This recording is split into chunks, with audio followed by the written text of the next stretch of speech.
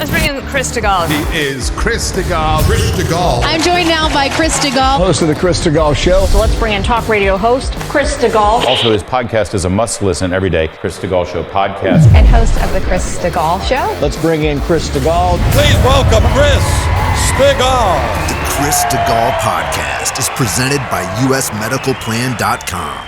Save big money monthly and get better health coverage at usmedicalplan.com. Hey there, thanks a lot for downloading the Chris Stigall Show podcast. I know there are many, many podcasts you could choose from, so that you choose us is not a small thing. Thank you. Thanks for the 5-star reviews. Thanks, as always, for your written reviews at Spotify and Apple Podcasts. And I want to tell you about my friend in Cincinnati named John Ruhlman. Now, he runs a company called U.S. Medical Plan. And John has been a sponsor of mine and a friend of mine for a long while. And he has gotten calls from this audience, including calls from my own family, calls from colleagues and friends of mine who have shopped with him their current health insurance plan. And he has saved friends and family thousands of dollars, literally. Let me give you a for example. I have a friend who bought private health insurance for his family. His daughter had some special health needs that cost him quite a bit of money a month to get premiums covered for all of them. John found him identical coverage and saved him $2,000 a month. That's jaw-dropping money. My parents called John for a supplemental health insurance plan for their Medicare.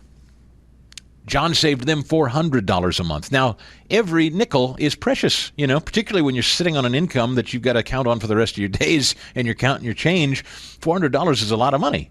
All right, so that's what John can do for you. Or maybe if you have no health insurance at all and you think it's too expensive, I can't afford it right now.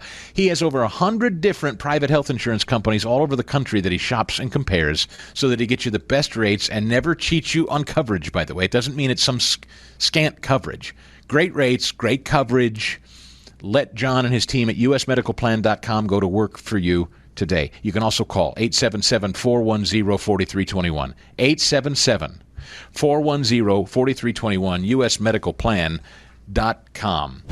Oh, now I didn't know this was happening. Good morning, folks. Welcome into the Friday edition of the Stigall Show. Hope you're doing well. It's Open Line Friday around these parts. What does that mean? It's a tradition that Rush Limbaugh started decades ago, and we miss him, and I think about him every day, as I know many of you do. And so, to keep the tradition and honor alive, we do that around here. We open our phones, and you can talk about whatever you want on Friday. As he used to say, I liked the rule. Monday through Thursday, he was a benevolent dictator, but on Friday, he handed the show over, and you could derail it if you wanted to, with something completely out of left field that we weren't banking on. We're ready for it. And sometimes you bring it, and don't disappoint. Anyway, the telephone number is 855-STIGALL if you want to get in here. I've got another edition of the Harumph Society coming out today, my 3-times-a-week newsletter. I think it's another good one. I think the last 2 weeks, quite frankly, have been worth the price of admission. If you haven't joined the Harumph Society yet, I hope you'll do so at chrisstigall.com. Check it out. And the podcasters, thank you. Thanks very much for continuing your support of the podcast platform. If you listen to the show later in the day, you can go to chrisstigall.com and find the podcast or wherever you stream podcasts and subscribe. So I didn't know this. Greg Guttfeld, who is now actually dominant in late night ratings, when you take the Fox News ratings of Gutfeld's show and you put those up against Colbert and Fallon over at the Tonight Show and Jimmy Kimmel's little show on ABC, which was never really a thing, you put Fallon up against, and those three, the two Jimmys and Colbert, up against Greg Guttfeld, and Guttfeld often bests them on a cable news channel at the same hour, which is a pretty remarkable feat. And then I see yesterday, I didn't know this.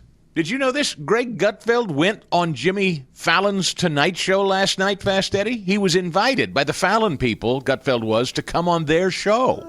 No, I didn't see that, no. I didn't either, and I saw a clip of it this morning, and I laughed to myself because it's so blatantly, nakedly obvious what's going on over at the Tonight Show. Do they need Ed, you're the executive producer of the show. What? How do I put this? Like, if I told you, run out there and please try to secure Joe Rogan for the show. Now, number one, that'd probably be pretty tough. He's the number one most listened to podcast in the world. He's got a massive audience. He's very famous. But what do you think primarily would be the reason that I would tell you, run and get Joe Rogan, bring him on the show, try to get him here? Like, what would be the imprimatur for us doing that? Really, truly. And spill the beans and be honest with this audience. Well, if he's number one and he has that massive of an audience, we, of course, want them tuning in here. Now, don't we, Chris? And that, ladies and gentlemen, is the simple math of our business. Can we get folks to tune in? Can we get people to watch? Can we bring new eyeballs and new ears to this show? That's what we're trying to do every single day. And we're happy to say it is. It's growing by leaps and bounds. But Jimmy Fallon, who, as I told you, is a unique figure in all of this, and I'm sorry, I know there's other stuff going on, and I will get to it, but this is of particular interest to your host. And it is, after all, my show for now. And so, to me, I find this fascinating because Fallon's a guy who I told you when he took over The Tonight Show from Jay Leno, he came out as the aw shucks, goofy, everybody likes me, let's sing songs and have on celebrities. And it was never, ever, ever partisan. Never.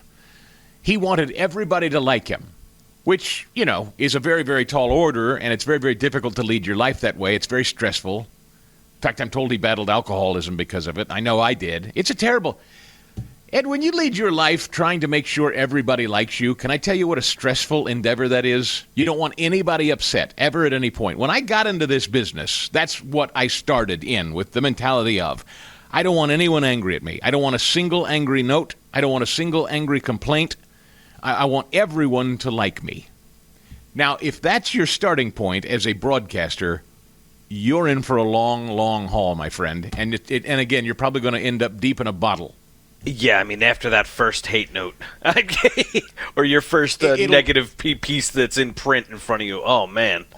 It'll ruin you. Yeah. It'll ruin you if that's all you care about. And that's how Fallon started. I want everybody to like me. I'm everybody's best friend and little brother or whatever. So he had Donald Trump on in 2015 as a candidate for president, just like he had Hillary and he had all the candidates on. He didn't care because he wanted to reach everyone. And he thought, hey, I'm Jimmy Fallon. I got goodwill everywhere. I'm going to have on Democrats. I'm going to have on Republicans. Everybody likes me. That all changed with Donald Trump, though, didn't it? You're not allowed to like Donald Trump. Donald Trump is the devil, don't you see? Donald Trump was never allowed to be near the White House. Russia collusion, we now know what lengths to which Hillary Clinton, the Obama people, we know how hard they wanted to make sure this populist president, who is now tearing down walls, brokering peace deals, leveling tariffs on other nations, as we laid out yesterday, reorganizing the global structure of everything and emboldening and strengthening our borders, our finances. He is truly rebuilding the country, while so many presidents prior have tried to shred it for their own personal gain or what have you, or their own Marxist agenda. They knew it. They saw him coming from downtown, and he had to be stopped. So when Fallon had Trump on, that was when the left got their marching orders. Go after Fallon. And they did. And Fallon was enjoying great ratings at the time. Most people were watching him because even though I explained it's very stressful to try to do a show where everybody likes you, he was pulling it off with relative success. I don't know what his private life was like. And there were reports that he had like a terrible alcohol problem. I'm going off of the reports. I don't know that to be a fact. So I'll say allegedly. So when the left decided that Jimmy Fallon was a bad guy for giving Donald Trump a platform because the memo had gone out, you weren't to normalize Donald Trump, Jimmy Fallon had a decision to make. His ratings started to slip, and he thought, uh-oh. For the first time, he was really starting to take incoming. This was about the same time Colbert decided to start leaning into just being a hyper-partisan. Kimmel, too, although he already was kind of there. The balkanization of late-night television really began under Kimmel and Colbert in earnest, and they sort of dragged Fallon along with them. Fallon tried to become, as best he could in his impish, little brother way, and a never-Trumper, too. He wanted in on the action, started doing Trump impressions and making fun of Trump, but it fell flat. He looked like he was responding. It was kind of a lame attempt. Didn't look like his heart was in it. And so he began to suffer pretty badly. And Jimmy Fallon has effectively ruined, in terms of ratings, a heritage name called The Tonight Show. Colbert began to ascend to the extent that he had ratings. All of them were, again, the fittest kid at fat camp. None of them really had great ratings, but Colbert began in terms of a niche, he began to become the biggest draw for leftists who still watch late-night television. Along comes Guttfeld. He does his thing. He surges. Well, now the Late Show is being completely eliminated. It's now been well documented that late-night television as a format is too expensive. It's hundreds of millions of dollars to keep a show like that running for maybe, on a good night, if you're really lucky, 2 million viewers. It is mathematically a disaster. These hosts are making a ton of money. The costs of the crew, the band, the whole thing. It's extraordinary.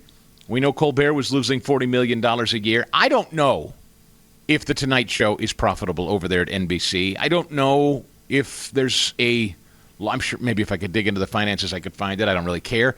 I have a funny feeling, I have a guess, that The Tonight Show is probably more costly to NBC than it's earning by way of revenue. I could be wrong, but I have a hunch. I almost guarantee that's the case for ABC and Jimmy Kimmel. So now that we've seen woke officially driven out of the public square, we've seen, in fact, I got a great story about American Eagle, the Sydney Sweeny jeans people. That's coming up in a minute. Woke is officially dead. Corporate America has pushed back. Trump voters and even people who are not Trump voters but are certainly not of the left are saying, hey, our voices matter too, and we're tired of being shut out, and we're tired of being bullied, and we're tired of corporate America and entertainment only placating and pandering to the left. We're here too. We have a voice. Knock it off.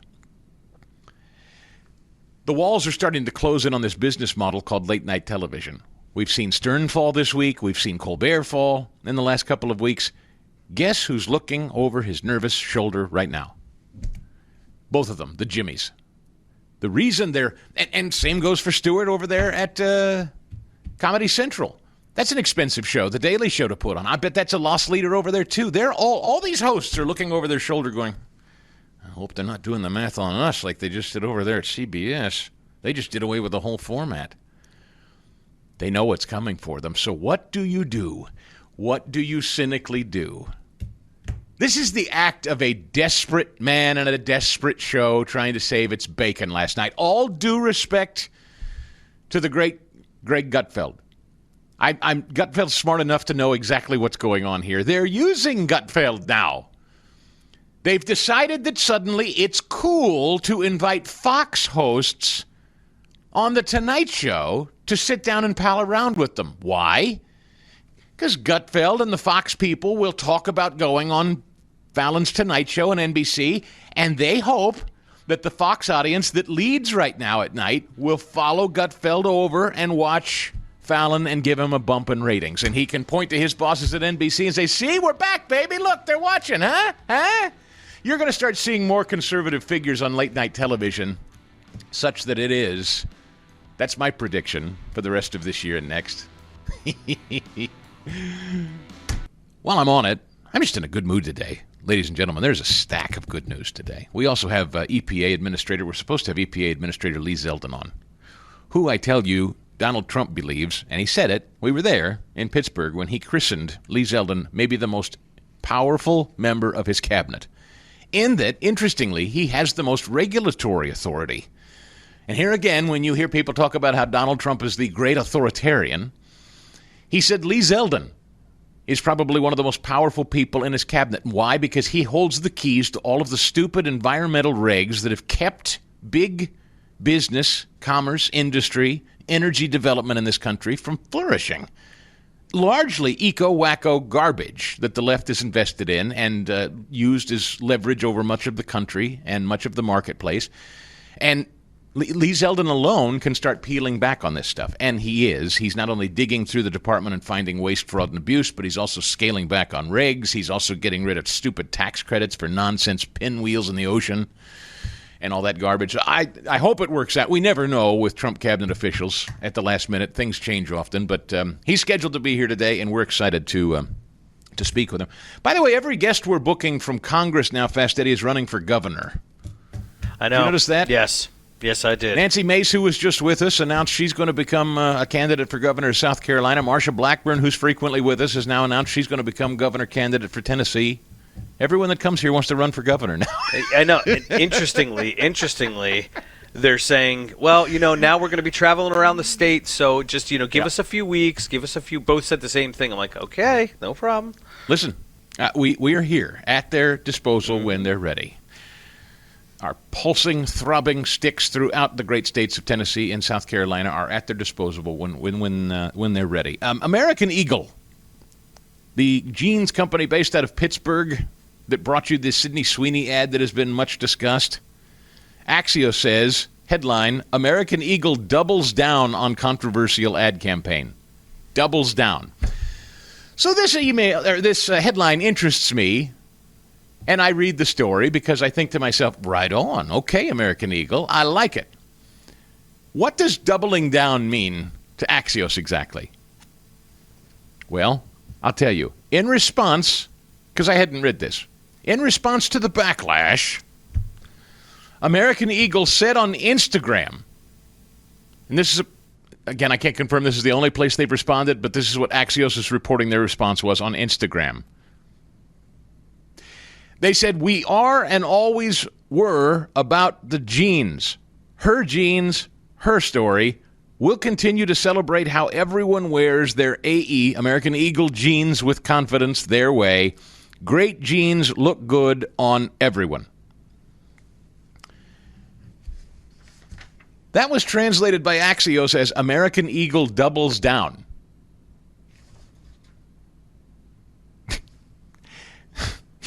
Can I read that again? We are and always were about the jeans, her story. We'll continue to celebrate how everyone wears their AE jeans with confidence their way. Great jeans look good on everyone. That's doubling down in 2025 for the American left. No. What that is corporate America saying we are no longer going to pander and panic when a radical fringe group begins to bombard us on social media.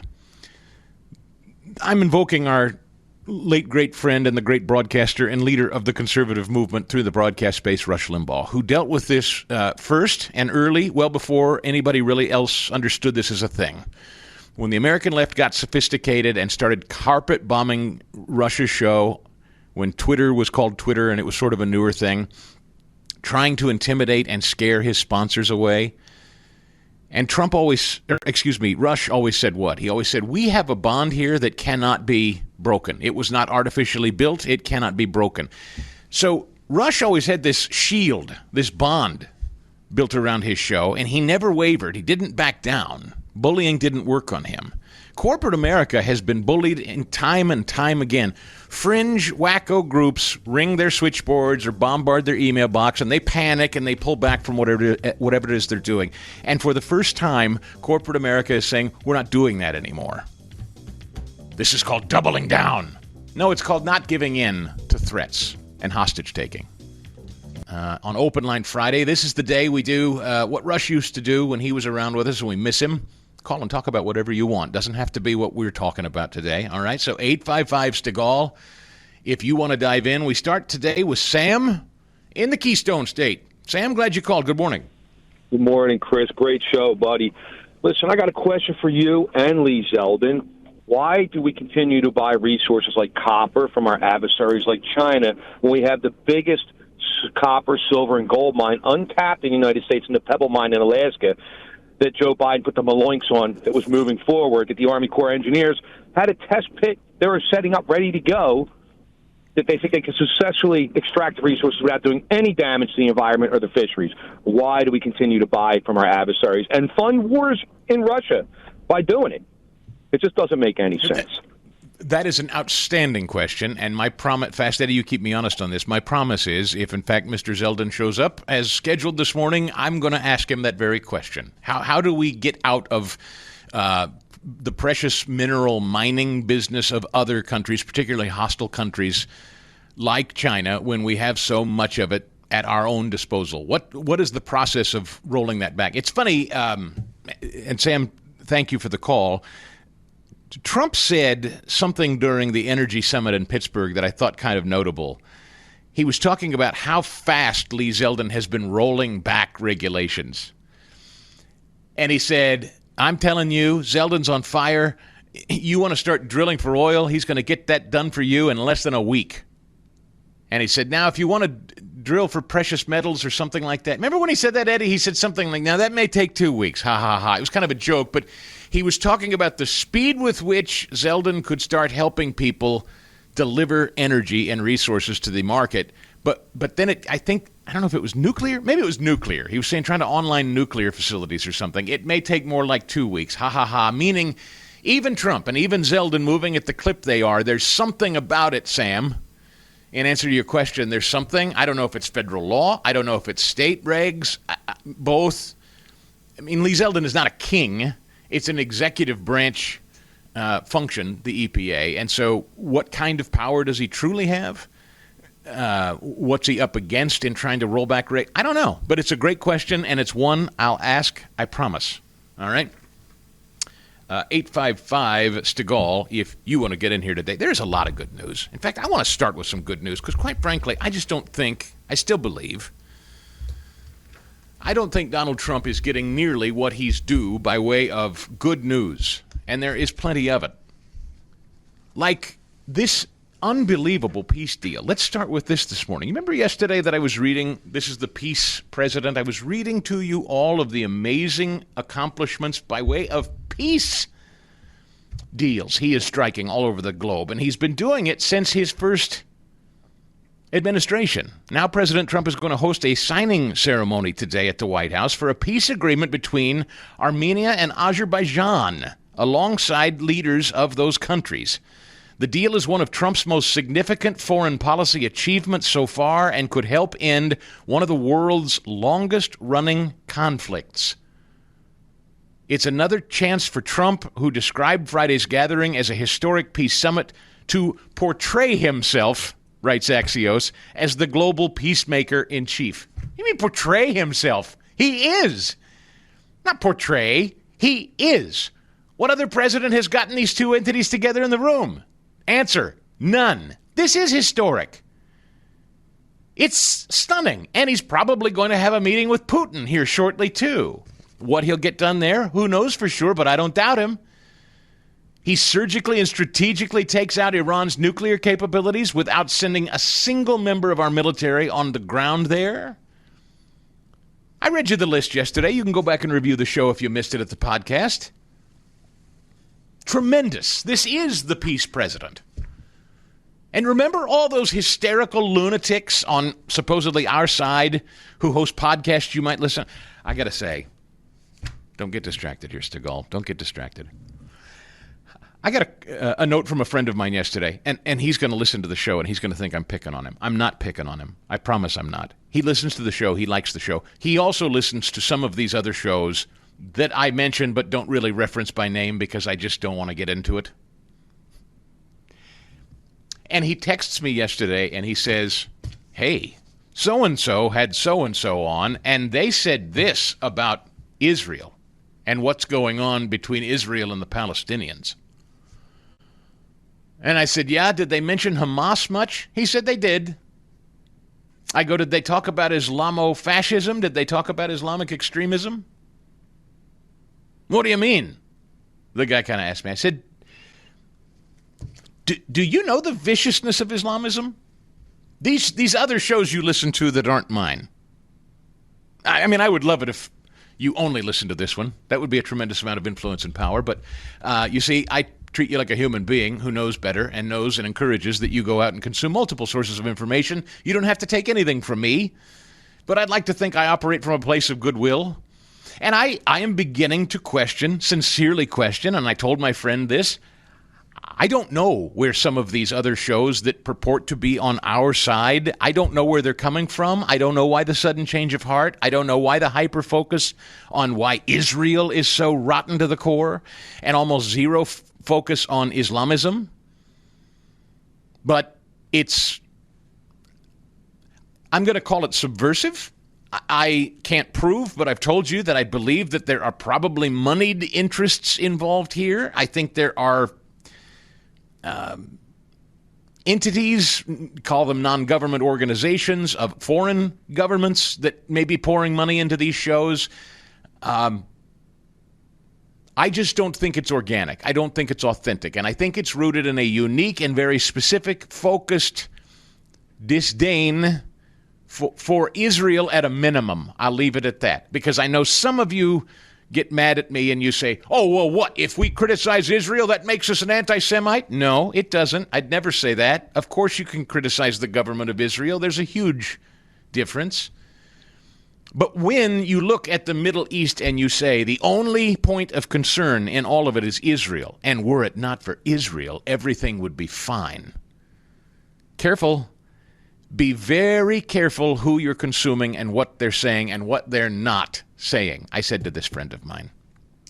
Because he asked me, well, why is Israel just moving around unabated there? They're free to do whatever they want to do, and now they're getting ready to move into Gaza. I say, we should hope for that.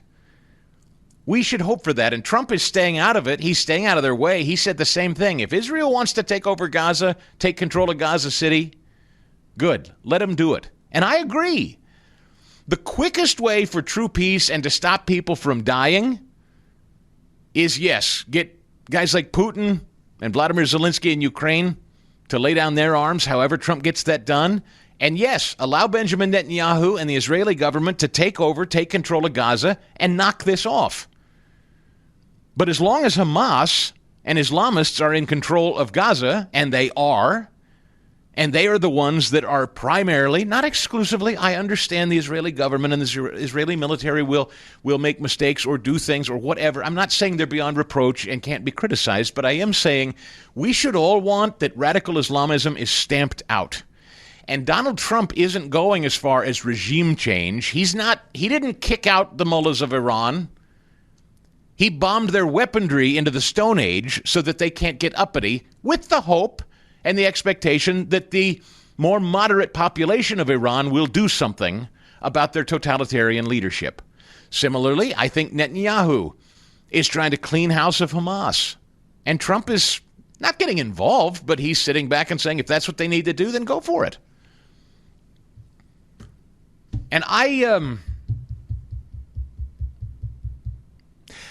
Donald Trump is doing more to bring peace to the globe than any president that I've seen since I've been able to vote, that's for sure. And he's doing it without a single man or woman from our armed forces physically involved, for the most part. And that's remarkable.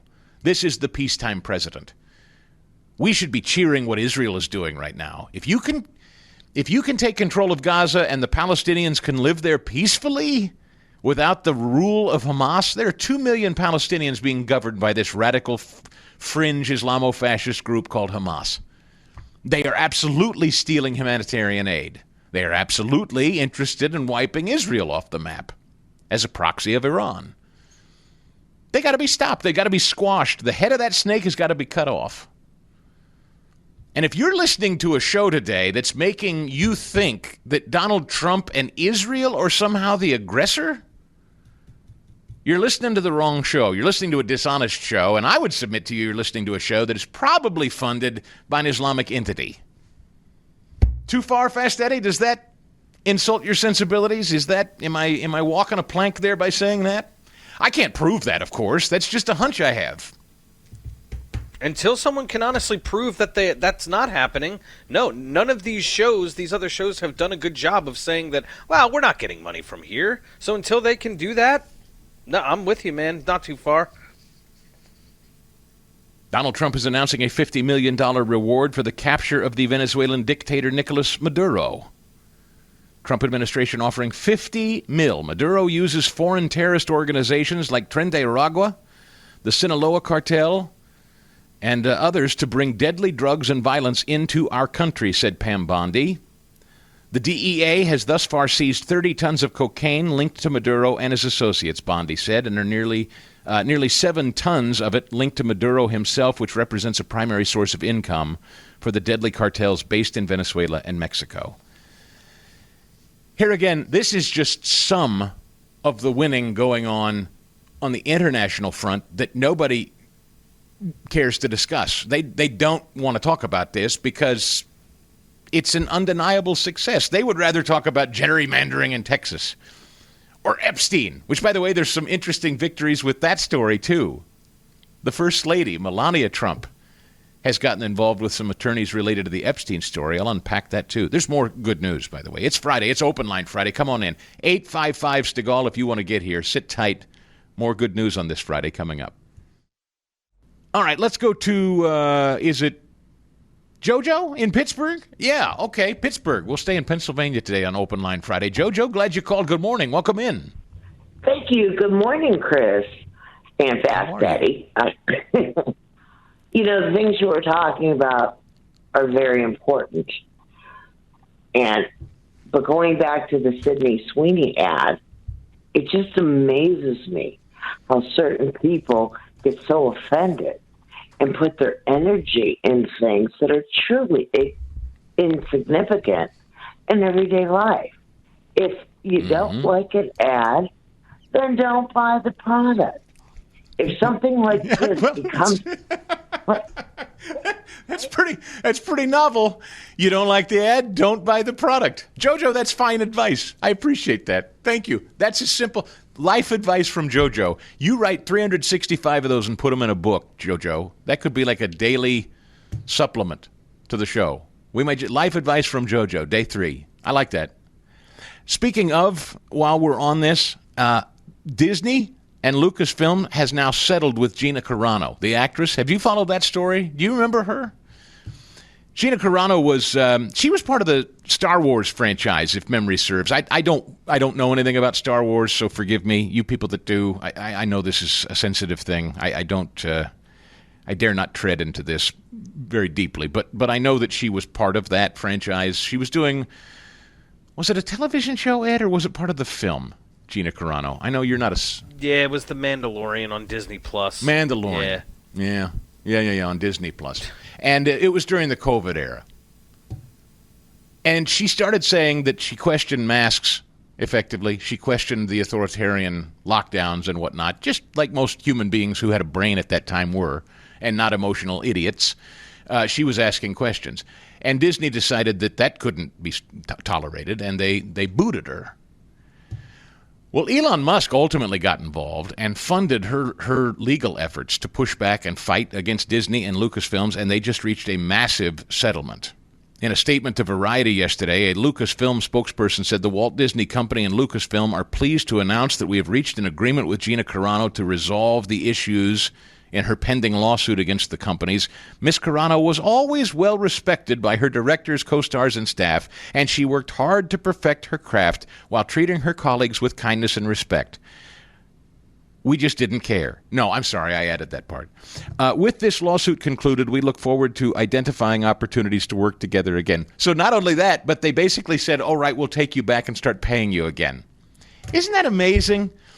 All she did was exercise her free speech rights as a civilian. She's an actress in this Mandalorian franchise from Disney and Lucasfilms. She's minding her own business, doing a great job for them. In her private life, she pops off and she says, hey, I think I have a question or two about these lockdowns and these masks. Which, again, thinking human beings who weren't emotional idiots during that time were asking those questions. And they said, you can't do that. Out. Well, along came a very well-funded Elon Musk and took them down. Now, Disney and Lucasfilm have enough dough and deep enough pockets. They're not accustomed to fighting with people like this. They typically can make them go away by bullying them in court until they ran up against the buzzsaw of money called Elon Musk. And they had to capitulate and then talk about how great she was and how they'd love to work with her again. Woke is dying a slow death, folks. It's very exciting. Well, I don't know about you, but losing weight is one of those things I have been battling my entire life. Hi, it's Chris Stigall, and trying to keep it off once I've lost it instead of gaining it back, that's also been a very difficult thing. I decided I was going to try something new. I decided I was going to try my PhD weight loss. And I decided I was going to try it because I know personally colleagues and many listeners to the Salem Radio Network that have lost thousands of pounds of weight combined thanks to the My PhD Weight Loss program. So I'm going to call up Dr. Ashley Lucas and the team at My PhD Weight Loss. I'm going to get one of these personal nutrition coaches. I hope you'll join me in this weight loss journey. I hope very soon you and I will be able to brag about all the weight and inches we're losing off our waist. I'd just like to get a little weight off these knees, you know. I'm not getting any younger. It's going to be a lot easier to walk around a golf course this summer. Join me. MyPhDWeightLoss.com is the website, or 864-644-1900. 864-664-1900 or MyPhDWeightLoss.com. Tell them Chris Stigall sent you, and good luck. Here we go. Thrilled to have you here, folks. Welcome into the Friday edition of this show, listening in Boston on WEZE, AM 590. Beautiful looking start to the day in Boston, watching on the Salem News Channel, if that's how you watch. If you want to watch and or listen live every day, one of the easiest ways to do it is get the Salem News Channel app. It is free. Put it on your phone or whatever device. Take it along with you so you can listen or watch wherever you go. Catch the podcast as well. Social media, keep up there. And my 3 times a week newsletter called The Harump Society. That's at chrisstigall.com. Quickly, I want to say thank you. From the bottom of our hearts, today wraps up our campaign. We have been now working with Food for the Poor, our great Christian nonprofit partners, as they've been trying to help the people of Texas get out from under what has been a just unbelievable disaster. The floodwaters as they recede, the mud, the damage. Now that folks have been recovered, look, the need on the ground is still very much there. And boy, have you stepped up to help in a big way. Your donations at chrisstigall.com up to last evening. Now you've donated over $106,000 with more still coming in. The Food for the Poor folks who jumped into action, you know, they help people throughout our hemisphere, maybe the most impoverished in our hemisphere, actually get food, particularly children, to sustain life so that they can have a shot at getting to school and just living. And also hearing the gospel, too. You know, Food for the Poor's mission is that. But when our own friends and neighbors in our own backyard struggle and hurt and are devastated the way they were in Texas, they jump into action there. And they know how to make a dollar stretch. That's what most impresses me. You know, in tragedies like these, people wonder, who can I trust to give my money to? I can tell you with authority, I've researched it, I've vetted it, I talked to these people personally, and I feel exceedingly comfortable in telling you that when you give to Food for the Poor, these people use your money wisely. And you can look it up and research it for yourself. I think people should when you give money to charities. There are all kinds of organizations tracking charities out there. Food for the Poor continues to shine. They don't have a bunch of overhead administrative costs. This stuff goes right to people who need it. So any donation you can make, large or small, today is the final day we're doing it officially as a partner with the show. So go to chrisstigall.com today and click on the Help Texas banner. It's in red there. Just click on it and give what you can. Or phone in your gift today. Again, today's the last day, so I hope you'll do it. Whatever's on your heart, okay? It doesn't have to be the $50 that gets an emergency relief kit out the door. It can be less. Or if it's more, better still. 855-330-4673. That's the telephone number, 855-330-4673. Or go to chrisstigall.com and click on the Help Texas banner. And thank you. This audience is unbelievably charitable, and I know it weighed heavily on all our hearts, our friends in Texas. So thank you for what you've done and what you're about to do this morning if you haven't given yet. All right, 855-STIGALL, the number to get in on Open Line Friday, as we head to Ohio and talk to Jeremiah, who's been very, very patient. Jeremiah, glad you called. Good morning. You kick off the hour. Hello. Hey, good morning, Chris. How are you? I'm great, brother. How are you today? I'm awesome, and I'm loving your show, by the way. Thank you, man, very much. Yeah, no problem. Hey, I was just wondering, what are your thoughts on in regards to like some of the recent cancellations of these nasty late-night shows and even some of the legacy media outlets? Do you think we have any staying power in regards to like changing the rhetoric and the narrative that they continuously spew to poison the masses? Oh, I don't think they'll ever stop trying. You may have missed my brilliant first hour, Jeremiah. I'd encourage you to go back and check it out on the podcast if you didn't hear it. I did tackle this a little bit, but you're asking broadly, is the cancellation of The Late Show by CBS is not because Stephen Colbert's politics no longer jive with people that run CBS or news networks like CBS. It's just that the business model is wholly unsustainable. There is a limit to loss that any company can take.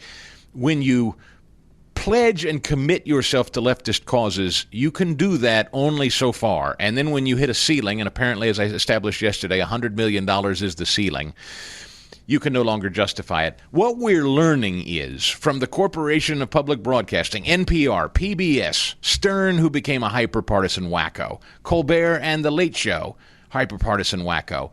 These hyper-partisan wackos were subsidized. They were subsidized by their networks and their corporate ownership. They were subsidized by taxpayers. When just allowed to compete in the free market by themselves, they fail. They have to be propped up. And so do I think liberalism is going away? I don't. Do I think it can compete in the free market of ideas? The Democrats are displaying, no, it cannot. It can't. They're not winning anything. It's why this gerrymandering thing, they're so freaked out about it now. They're doing it. They've done it in Illinois. There's a story. I was going to get to it a little later in the show, but Chicago is so gerrymandered, its main airport is parking backlogged planes in 2 different congressional districts. 3 days after Texas Democrats took a private jet to Chicago in an attempt to stop their Republican counterparts from passing a new congressional map, the airport they flew to, O'Hare International, experienced a flight backlog that forced planes to park in areas of the airport they wouldn't normally use.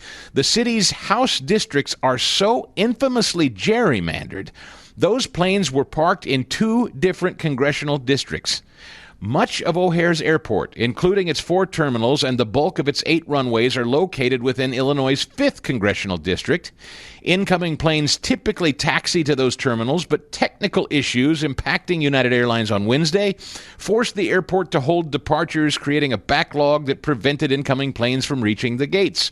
And as a result, a map of Live Flight Tracker shows O'Hare began parking incoming United flights on the airport's northern end, located within the 5th District, as well as its western end, located in a neighboring 3rd District.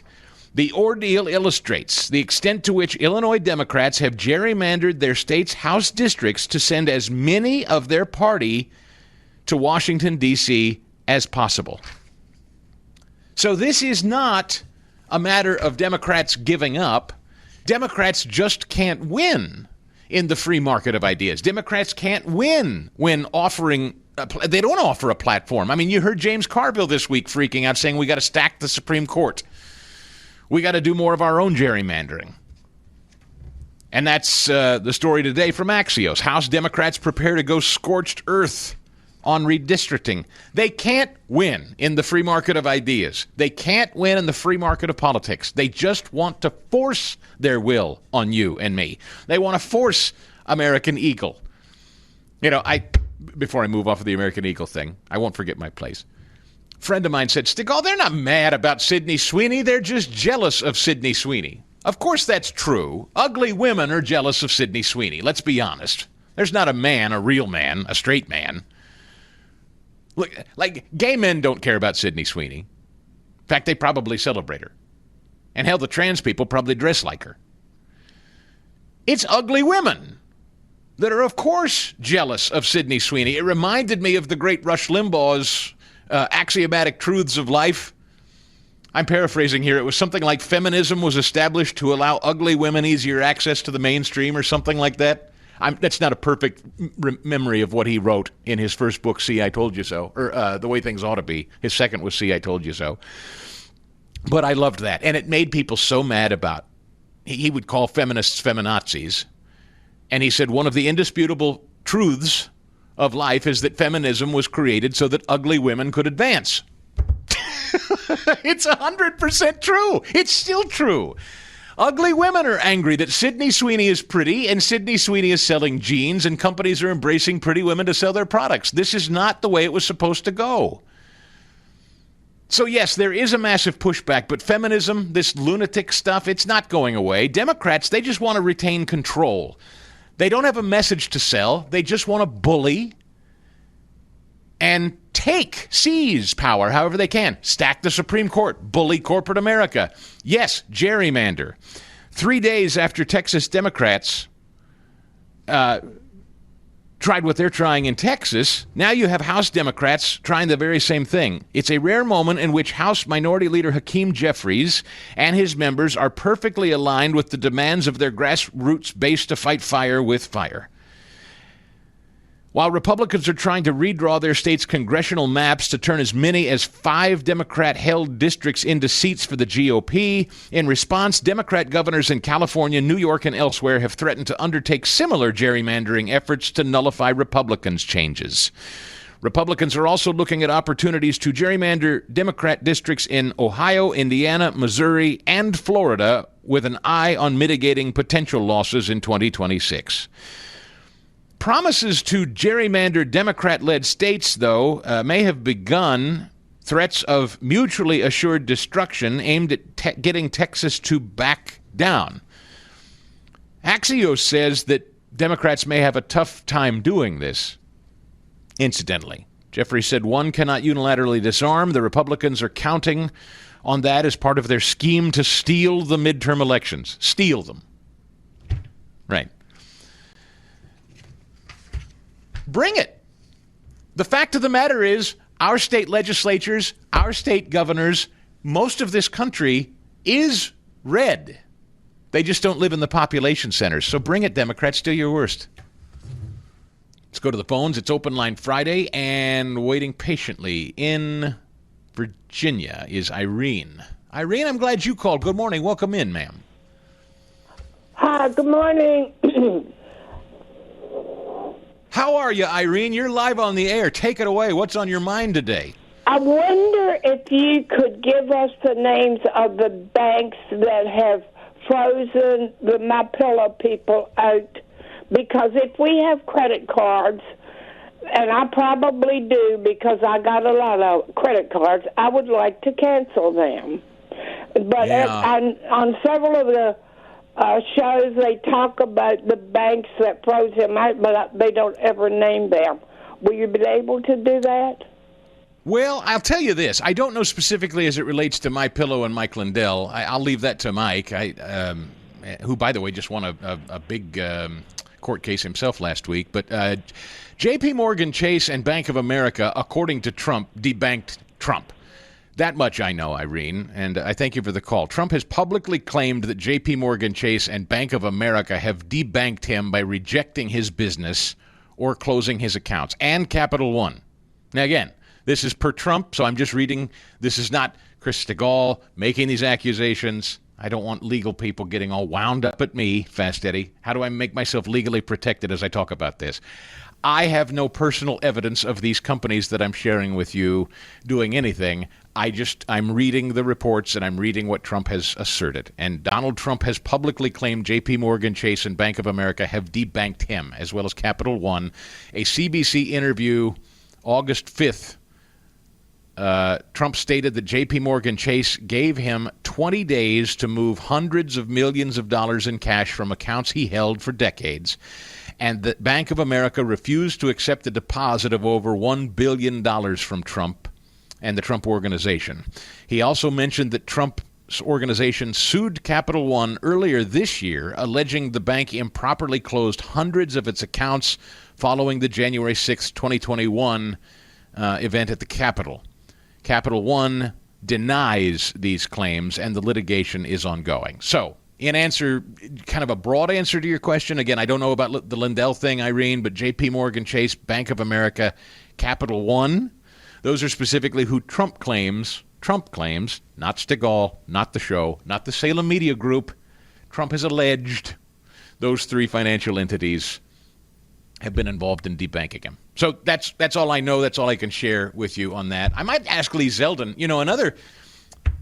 Lee Zeldin, the EPA director, is scheduled to be with us today. And one of the things that I know is true is any small businesses out there that weren't eco-friendly and green or weren't woke enough, a lot of financial institutions, particularly smaller ones, maybe your community banks were being badgered and bullied by the federal government to make sure they complied with rules and regs before they lent money. The EPA drove a lot of that, too. Remember that, Fast Eddie, when we talked about coal mining and whatnot? There were small regional banks who were being bullied by the Biden administration to make sure they weren't lending to anybody that didn't meet their EPA rules and regs. That's a big thing. It's happening in many quadrants of finance from woke progressive government. Absolutely. And didn't they ask as well? I remember this, what was it, Jamie Dimon? Didn't they ask Jamie Dimon, Congress did, to not fund any new energy exploration projects? And he said that would be suicidal or something like that. I remember Jayapal in Congress. Yes. So yeah, you're right. This has been happening. That's a great memory and a great recall. Jamie Dimon did say, that is bananas. I'm not going to make a public pledge to you lunatics that we will not lend to energy developers. No, that's a great recall. Good one, Eddie. That's why he's the executive producer of the show. No, Lee Zeldin's going to have more to say on this. I am certain of it. And our telephone number is 855-STIGAL. If you have anything you'd like to say about it today, come on in. We're going to talk with our friend Alex Marlow over there, who I confused yesterday with Scott Walker. Alex is the editor-in-chief at Breitbart, and he's with us next. Sit tight. Hey, if you're looking for a great podcast, and I know people, when you're not here watching or listening live to the Salem News Channel or on your favorite radio station, there's a great menu of podcasts at the Salem Podcast Network. One of them happens to be the editor-in-chief at Breitbart News. It's called The Alex Marlow Show. You can also see it on the Salem News Channel, but it's a great podcast every day. And Alex, not only his work on the Salem News Channel and on the podcast at Breitbart News, he's also author of great books like the most recent, Breaking the Law, which was just released this month. Alex Marlow, welcome back to the show, sir. Good morning. Chris, it's always nice to see you, and such a gracious introduction. I appreciate it very much. Oh, no, we love your work around here, man, and people love your work. It's why you have the job you do at Breitbart News. In fact, I was just thinking about you, and we talked with Governor Scott Walker yesterday, who I improperly introduced as you, as a matter of fact. But I was actually glad to have him from Young America's Foundation. You spoke to them coincidentally, and this is a question you weren't expecting coming out of nowhere, but it's really intriguing to me, and I'm thinking a lot about it lately. Young men, young people. The census data says younger people are not moving out of their parents' houses. They're not getting full-time work oftentimes. They're not having families. They're not getting married. They're not having kids. That's not really the case with the people that are involved with YAF, for instance. I know. But what do you think culturally generally is going on there? If, in fact, I can't measure that, but if, in fact, it's true that that's a growing issue in our country culturally, what is that about?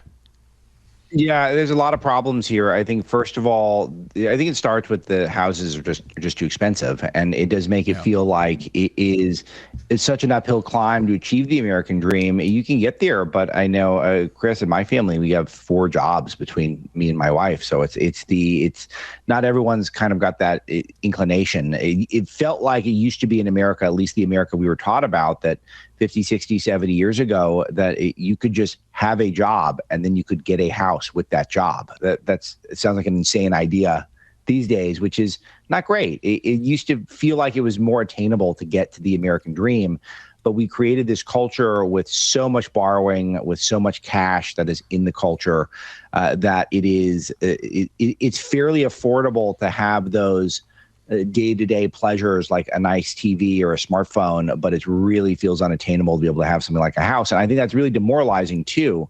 Also, I think our social skills are getting arrested largely by phones and by addiction to screens. And we're not also fostering a culture where hard work is the expectation in some ways. I think a lot of people are imbued with that from their families, from their communities. But I think on a national level, we don't talk in those terms. And then I also think that we almost across the board, aside from some religious communities, encourage people to basically waste their 20s, like traveling around, playing the field, getting to know yourself, which to me is not working. I think people should be really thinking about what's the plan to be able to support a family, to be an attractive mate for a spouse, trying to identify that spouse and then start that relationship and that family.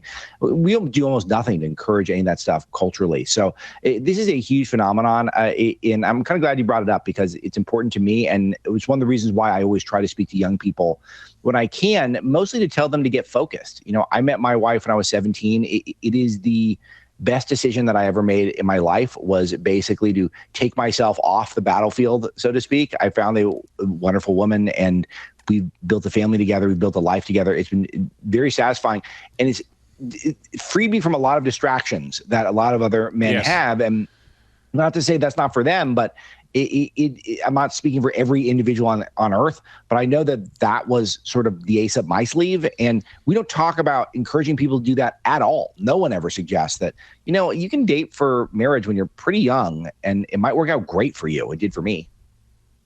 My concern is, and I'm not going to name names, I think you probably pick up what I'm laying down here. There's a whole culture of young men. My sons are 20 and 19. And what I notice, not so much them, but their friends. Yes, we've read that maybe they're trending more conservative. We've read that some of them are trending to be more faith-based and they're seeking. I hope that's true. I think that's great. But I also think that there are people that are maybe on our side or in our tent that are feeding that demographic because it feels very hopeless, or maybe an uphill climb for all the reasons you just mentioned. They're speaking into that with some, in my view, kind of toxic and perhaps conspiratorial stuff that makes them feel something like everything they thought they knew is a lie. And I'm not saying that you shouldn't challenge conventional wisdom. I'm not saying that you shouldn't be a cynic. I'm not saying you should blindly trust government or anything like that. Please don't misunderstand. But you know what I'm saying? I'm afraid that young men who feel a little lost or directionless or ambitiousless or whatever are being played to by people kind of selling a business model. Does that make sense? I'm trying to stay vague without naming names. Yeah. The naming name just gets you into a lot of headaches. Yeah, but there's a huge ecosystem on the online that's largely associated with the right that encourages men to really embrace toxic masculinity in a lot of ways. And it is... look, the type of guys who are wired that way, a lot of those guys are warriors, and they think of themselves as using a brotherhood of men to try to change history. I'm not saying that there aren't a few people where it's genuine, but for the most part, it's not genuine. For the most part, they're speaking to lost individuals who are at home clicking on their screens and scrolling and are not really living a life where they're surrounded by women and they're in terrific shape and they have, go on great adventures and smoke great cigars. Like most of the time, that's not who they're talking to. They're talking to people who are lost, and we'll be better off trying to find a community, church-based community, a meaningful line of work, and to try to steel themselves physically so that they're ready to share the burdens of a family and to create a family with another individual. But that's not what's being encouraged. What's encouraged is a caricature of manliness from a different era. And for some reason, people don't get the joke that you're supposed to treat that. It's almost like a sitcom on TV or something. It's supposed to be, I think they're kind of like movie characters, these online personalities, and people look at them as self-help gurus. It's not really self-help. It's really just online entertainment, and with very few real life practical implications that are being applied. I'm not saying that you couldn't take some of them into your life, but the people who are being spoken to are not the ones who would do any of these things. Those people are all lost people who really should be encouraged to do other things. I am so glad you said that. I hope that's a book you write, because I'm not smart enough to write it, but you are. You've got another book, by the way, behind you. I want to talk about breaking the law. But that, to me, culturally, I think that's one of the big stories going on right now. And you've succinctly said what I've been struggling to put to words. I just see it coming down the pike that there are a lot of, given what the census has discovered, a lot of sort of hopeless, directionless, lost young men who think they don't have much of a future. Maybe they're mad about it. Maybe they feel victimized, maybe justifiably so. And there's a business model on our side speaking into that, feeding them full of a lot of toxicity, in my view. And a lot of it, though, Chris, just to add an air of optimism to it, some of it is a reasonable reaction to what society has done to women over the last 75 years, where women, they've taught women in American society lately to lose all of their charm by becoming, neurotic in the modern age and trying to embrace male characteristics. And this has been encouraged on a wide scale level. It has not made women more attractive, more charming, more desirable, and it's really been off-putting. And in a lot of ways, the way we've said the university system and the way most of us make our living not necessarily with our hands, but at desks and with screens, that women are often better suited to do some of that stuff. And so it's really kind of swapped gender roles in a really unhealthy way. And some of it is a reaction to that feminism. And if you look at it through those lenses, it's less scary and less offensive to me, some of these online cultures. And I think that overall, if we can let's be in great shape, let's exhibit the fire of youth. Let's try to be let's try to actually be masculine and not be a beta like a Tim Walz type. Okay, take that. That's great. But then also you want to be good people in your community, and you got to be realistic about your expectations that it is a great life if you can get yourself one house and a nice car. You don't need a supercar. You have just like a nice car. And then you have a nice spouse where you can share holidays and children and your best days, your worst days, your vacation days. That's great. It's a great life. And that was all we were recommending to people, it felt like, for decades. And now, no, really, you should be heading over to Eastern Europe to ride some supercar on a racetrack. And if you're not doing that, you're a loser. It's like, what are you talking about? It's ridiculous. Yeah. Who are you? Go away. And by the way, this whole Sydney Sweeny thing is the perfect example of what you're talking about. That's a woman who is attractive, and she knows she's attractive, and the jeans company knows she's attractive, and that's how you sell things. Attractive people sell things. That always used to be normal.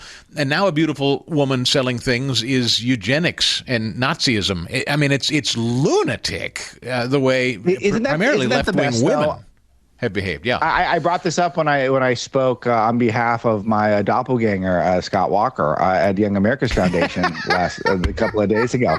I was making this point is Andrew Breitbart, who hired me into the conservative movement 17 years ago.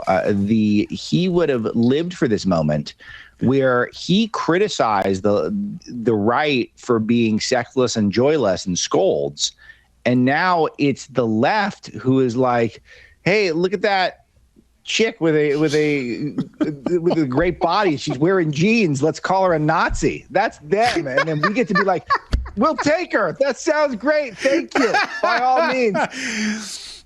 Hey, Alex, before we wrap, I didn't mean to go here today, but I knew you'd have plenty to say, so I apologize. Could I quickly get your pitch for breaking the law for people that haven't read it yet and should go get it? Yeah. By the way, I had no idea how much time we had, Chris. So this is an epic bait and switch on your part. So we ended up having fun. I'm very sorry. I didn't mean to short shrift you. No. I've been talking about breaking the law all day for the last several days. This is a product of a year of investigative research. This is my warning to the country that if we don't stay in a war footing and try to defeat the legal superstructure that was built to take out President Trump, to rig the 2024 election, I make a very clear case. 2024 election was an attempted rigging up to the Joe Biden White House, which coordinated those 6 major cases against Trump. It's a wonder if you're able to keep the 6 cases straight. You will after you read the book. Trump had to either win them or somehow survive them at a PR level while he was running for president. I think it's the biggest scandal in modern American history. There's been no accountability whatsoever. And it's continuing. It's ongoing. It's the same superstructure that built those cases are the ones who are stifling his agenda with these temporary restraining orders, et cetera. And it's going to go on, and they will use the same infrastructure to try to beat us again next time. So that's why we got to get engaged. We got to get focused. And we can't go on our back foot. We can't take days off right now. We got to be 24/7. It's a big investigative report. I think you'll like to read it if you get a chance. Could I ask you just quickly, 10 seconds, Pam Bondi, do you have faith in her? Or are we going to see indictments? I'm not being negative right now, but we deserve the perp walks and the handcuffs. And if we don't get them, I think that is going to be something that base we're talking about, they expect that. They want to see it. They need to see it. Yep. Breaking the law. Get it, please. Follow Alex Marlow on X, Breitbart News. He's the editor-in-chief, and the Alex Marlow Show. Always available here and on the Salem Podcast Network. Alex, great to catch up, my friend. Thank you. Chris, you're so fun. See you next time. You have American Eagle basically flipping the bird to the left-wing feminist cancel culture on Sydney Sweeny. Gina Carano has just... They have bowed to her at Disney Lucasfilms and paid her a settlement and said, we'd like to have you back to work with you. And Jimmy Fallon just welcomed Greg Guttfeld to his show last night on The Tonight Show, which I just posted on X a little while ago. That's akin to Lee's surrender to Grant at Appomattox. That's just a remarkable cultural moment that I continue to reflect on this morning. A cable news host That's how much things have changed. That a cable news host on what effectively, by comparison, NBC and The Tonight Show, a heritage, decades-old institution, basically just waved the white flag and welcomed their challenger and victor. A Fox News, it's not a startup. I mean, it's been around for 30-plus years now, I know. But you're talking about NBC and The Tonight Show. I mean, that thing's been around, you're talking about Steve Allen. You're talking about, I mean, it's a long time. Back in radio days, exclusively radio. It's just significant for a couple of different reasons. One, how the media landscape is changing, but two, how the left is just up against it. Their backs are against the wall. They have nowhere to go anymore. And so they have to, for the first time, acknowledge and admit, corporate America is acknowledging and admitting, getting in bed with the left, we're trying to appease the left, is a bad business model. And it will come to eat you alive if you continue to capitulate to woke left-wing lunatics.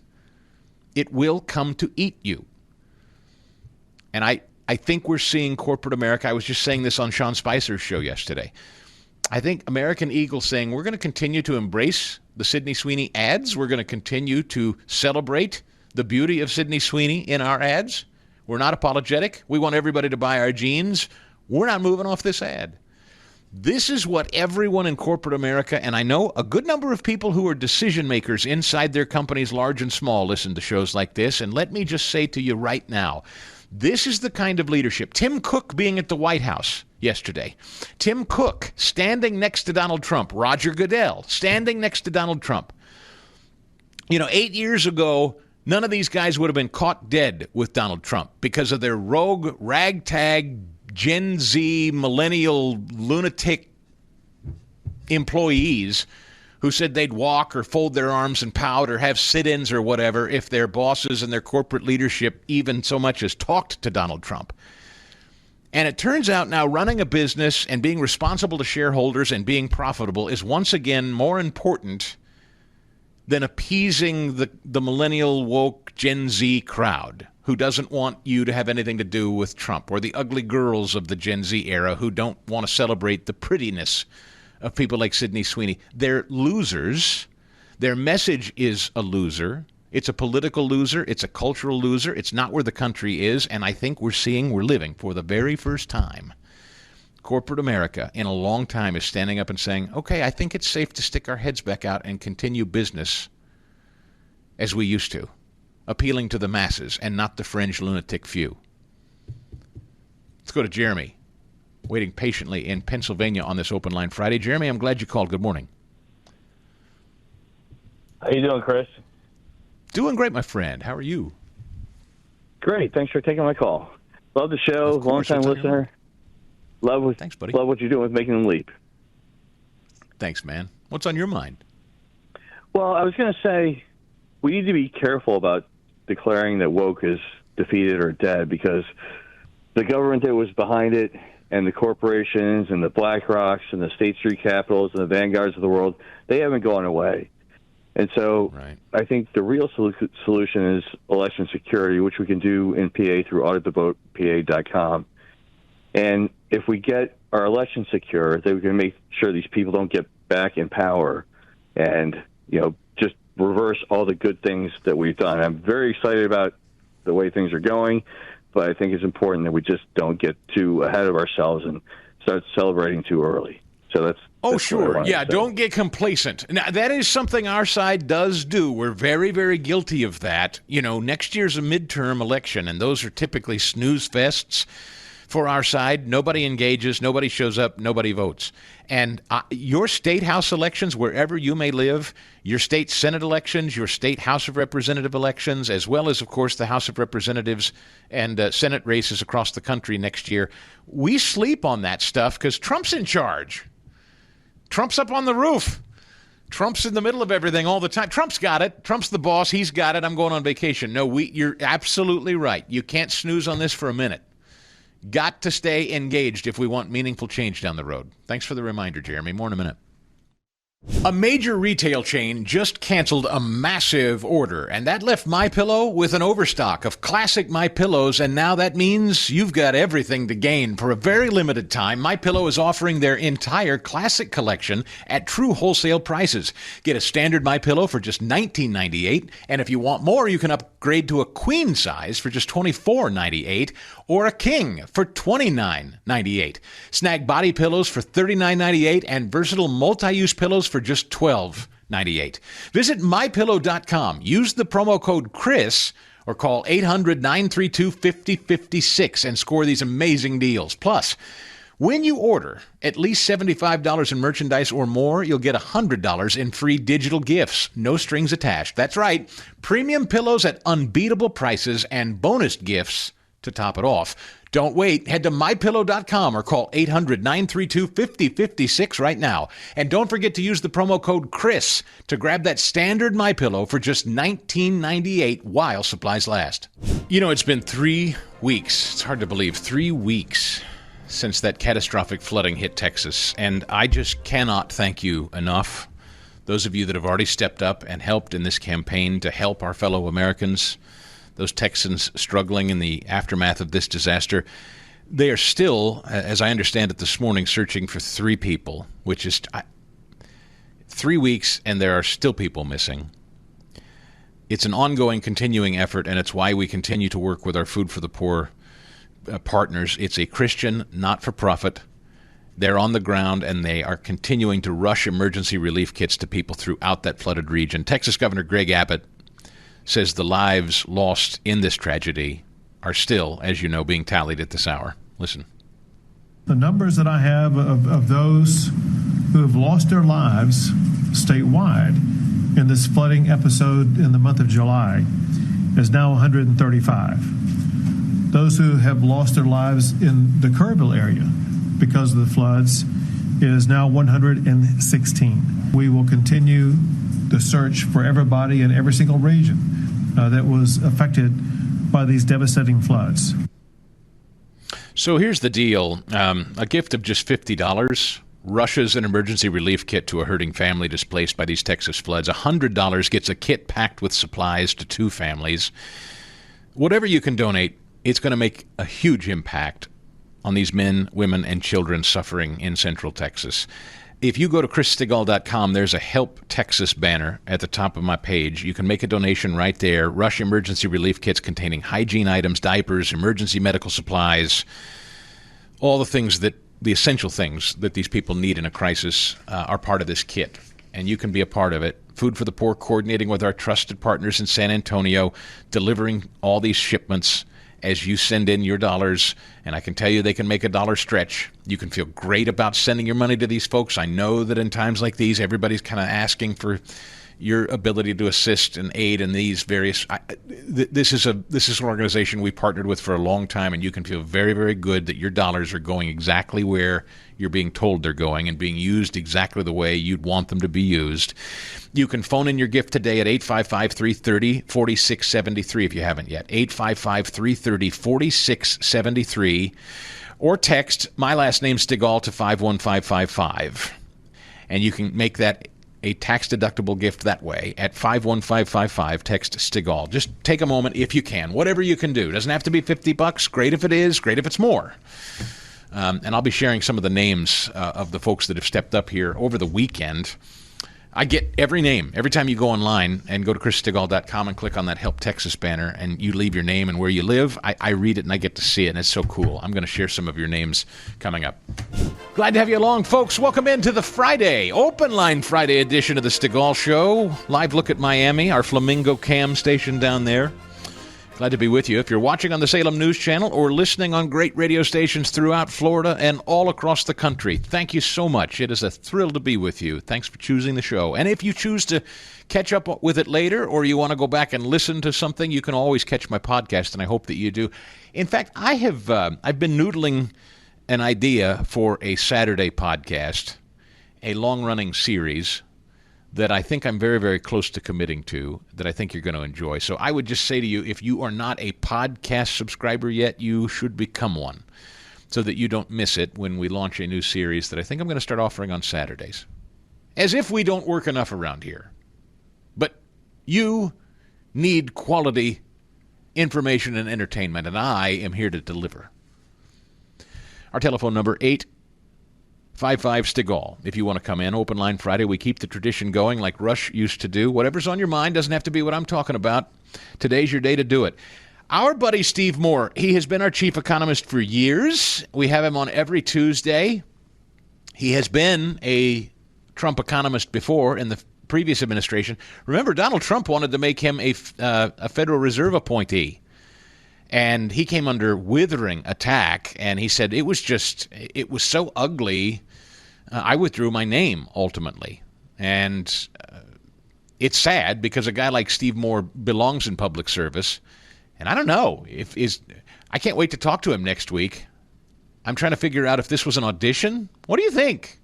Ed, do you think Steve Moore was auditioning here? You know, they just fired the Bureau of Labor Statistics lady, and Steve came on the show on Tuesday and told us what a failure she was. Then I see Steve standing there in the Oval with President Trump yesterday, delivering the same information he told us on Tuesday, and I thought to myself, is Steve angling for a gig here? Could this be the new Bureau of Labor Statistics position, maybe? It could be. I just think that, obviously different economists focus on different parts of the economy, and I think Steve had some real good information on this very specifically that, he got that in front of Trump, and Trump was like, yeah, absolutely. So I don't know. I don't know yet. We'll ask him on Tuesday. You can bet that. Lee Zeldin is still on the way on the show this morning. Let's go to the audio and the video. 3270 to start. Steve Moore in the Oval at the White House talking about this fraud that ran the Bureau of Labor Statistics.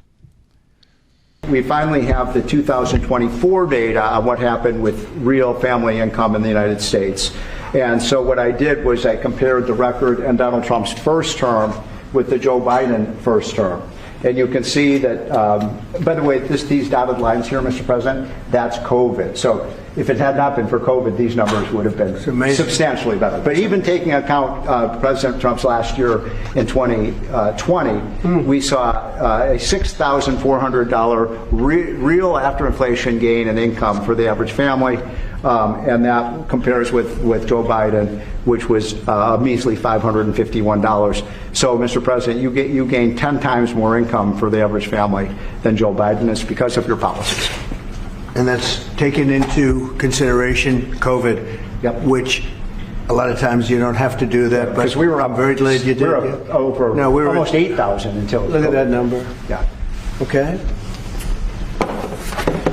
So then we looked at which families did the best. And we have data from the Census Bureau that shows by income percentage. Yeah, and by income percentage, it was the lower income families that actually did the best, Steve Moore goes on to point out. I'm not convinced this isn't an audition. Trump's standing there next to charts. Steve Moore is showing off the charts. Trump is the one physically removing the charts, by the way. You don't see that very often. Fast Eddie, there's something going on here. Steve has not been transparent with this show. There's something going on. Mark my words, this was some kind of audition yesterday by Steve Moore with the charts. Okay. All right. Just if you can't book him on Tuesdays anymore, you'll know why. I didn't even think of that. Darn it. Yeah. More from Steve, 3271. He did the right thing in calling for a new head of the Bureau of Labor Statistics because this shows that over the last 2 years of the Biden administration, the BLS overestimated job creation by 1.5 million jobs. Mr. President, that's a gigantic error. And I don't know if she's... It might not have been an error. That's the bad part. If it was an error, it would be one thing. I don't think it's an error. I think they did it purposely. Whether that, you may well be right, but even if it wasn't purposefully, it's incompetence. Which, of course, is what Steve told us on Tuesday. I said, are you saying this woman did it purposely? He said, I'm not. She may just really suck at her job. Trump, of course, is convinced that she did it purposely. Steve is leaving open the door. She's just terrible. One more from our friend Steve Moore at the White House yesterday with Donald Trump. From the Census Bureau that shows by income percentage. So the 25th percentile is the lowest income, 75th percentile is the highest income. And what I find fascinating about this, Mr. President, is every income group did better. The red is President Trump, the blue is President Biden. Every single income group did better under President Trump. But what's really amazing is look what happened under Biden.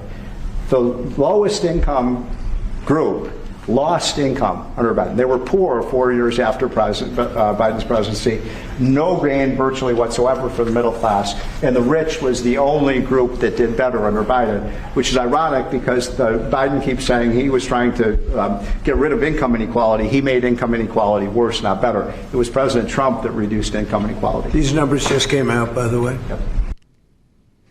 Look, it may just be nothing more than Donald Trump is using an opportunity to take somebody who's brilliant, and we love Steve here. Maybe he's just saying, I want to tell my story, and if the media is not going to be honest and they're going to continue to talk about gerrymandering in Texas or Epstein or whatever, then I'm going to bring in one of my guys who's a great communicator, and I'm going to have him give a little presentation, and I'm going to call the media in. It could be that simple, Ed. Is that a possibility? He's just putting on a show for the media because he wants them to know, hey, I'm kicking butt economically here.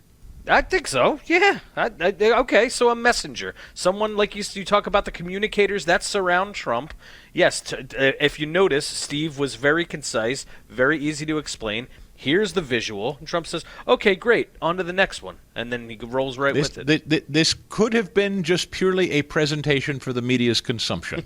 I'm kicking butt economically. Here's a guy to explain it simply. Maybe Frank Luntz over at CNN says that as far as anybody that voted for Trump overwhelmingly, we think, and I agree, he's been successful. 32-64, if you would please, Paulie. Here's Luntz with some new data points. If you voted for Donald Trump, this is exactly, almost to the letter, what you wanted. You didn't mind about the anger. You didn't mind the conflict between the Republicans and the Democrats. What you wanted was to make a border safe and secure, which they've done. What you wanted were tax cuts, which he's done. What you wanted was cuts to spending, which he's done. Element after element, he delivered exactly what he said he was going to do, and that's why his own voters believe that this has been an incredibly successful presidency. It has. And everything that Frank Luntz just said is confirmation that he is not what the Democrats keep screeching. And this is why what the Democrats are screeching is not connecting. He's deregulating. He's putting more money. I'm sorry to keep doing this, folks. I'm a broken record, but I feel kind of like Trump. I got to put on a presentation just to drive this home. Authoritarian dictators do not decentralize government. They don't deregulate. They don't lower taxes. They don't empower private business. And so all Democrats can do is shriek that he's an aspiring dictator. 3280. Someone nobody missed. Stacey Abrams is back. Among the many other vile things that Donald Trump has been called, including tyrant, liar, scam artist, he is also an aspiring dictator, supported and guided like a puppet by a cabal of tech billionaires, Christian nationalists, and xenophobes who all have his ear and understand government a lot better than he does. Right. By the way, there is a new undercurrent of anti-Christian bigotry going on inside the left that I'm starting to hear quite a bit more about. I mean, the anti-Jewish sentiment, the anti-Israel stuff, that's been cooking for a while, but I'm starting to hear an uptick again. In fact, maybe a little later I'll get to the story, or I might have to keep it to next week. Huffington Post had a headline yesterday that popped up on my phone. It was one of those Apple News services things. I don't follow Huffington Post, for heaven's sakes, but headline, this chilling right-wing movement is taking over classrooms, and it's only the beginning. Chilling right-wing movement. And the piece goes on to talk about, homeschooling and Christianity. And a bunch of young people entering public classrooms and challenging teachers' union teachers and their lesson plans. And bring in their biblical worldviews. They don't have anything. The Democrats are as frustrated as they've ever been. All they have is the gerrymandering that they've done in places like... That's why they're so panicked about what's going on in Texas. They know that one more election cycle of Trump and Republican control, and they could be extinguished as a political entity for a generation. They know they're this close to it. That's why they are so freaked out. More in a minute. Glad to have you along, ladies and gentlemen, looking live at the harbor, the aquarium there in Baltimore, Maryland, on the Salem News Channel, listening in Baltimore and throughout the great state of Maryland, and throughout, really, the district, the Delmarva area, I believe it's called.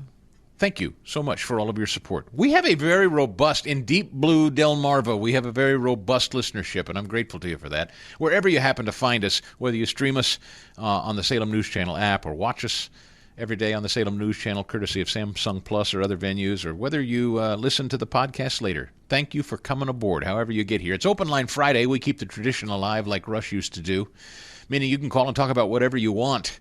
We're looking forward to hearing from Lee Zeldin in a little bit. President Trump calls him one of the most significant members of his cabinet. And that's just true. When you're talking about energy development in this country, the one thing that has stood in its way has been the eco-wacko movement driven by the Environmental Protection Agency. Lee Zeldin is trying to change all of that, so eager to talk with him and throw some of the questions that you've already posed to me to him. In fact, I think waiting on the phone is Alex in California to make further a point about energy development. Alex, good morning. Glad you're here. Welcome in. Hi, good morning. Thanks for taking my call. I wanted to say that Donald Trump should try a more effective policy to force India to stop buying Russian oil. And that more effective policy is simply to deport 100 Indian citizens every day until India stops buying that oil. India, like Mexico, is basically using Western countries as a way to export its surplus population because they can't provide enough jobs. So whenever India makes a trade agreement with a Western country, it always insists on being allowed to send its citizens to that Western country to get employment. And so that is the weakness of India. That is India's Achilles heel. So hit that Achilles heel, and India will stop its behavior. How do you do that? Do you say to India, no more worker visas from India until you stop doing business with Russia? Is that what you mean?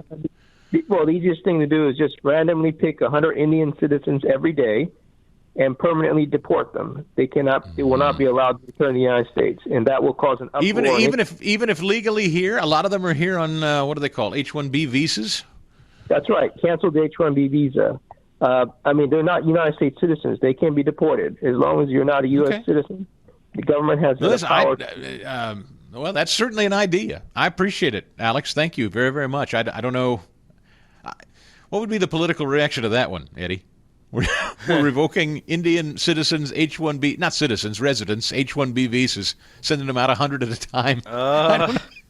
I don't know that would work. Just imagine. So I want, if we did that, Alex, I want you to consider the reaction given what the reaction has been to sending gang-banging thug illegal aliens out of the country.